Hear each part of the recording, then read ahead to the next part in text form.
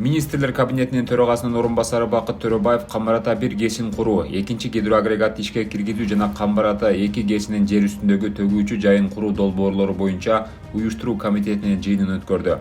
Белгилей кетсек, мындан 4 ай мурун президент тарабынан Камбар Ата 1 ГЭС тилкесинде даярдоо иштеринин алгачкы этабына старт берилген.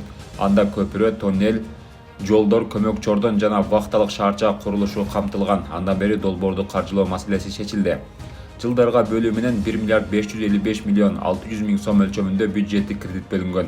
Ошондой эле башкы подрядчы Нарын гидроэнергия курулуш ачык акционердик коому аныкталды. Жыйындын жүрүшүндө Бакыт Төрөбаев Камбар Ата ГЭСи өлкөнүн социалдык экономикалык өнүгүүсү үчүн өтө зарыл болгон эң ири энергетикалык объект болоорун белгиледи.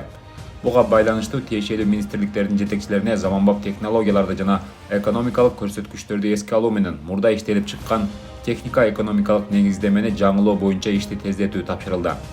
Министрлер кабинетинин төрагасынын орун басары казылып алынуучу отундан кайра жаралуучу энергия булактарына өтүүгө байланышкан учурдагы экономиканын тенденциясына өзгөчө көңүл бурду.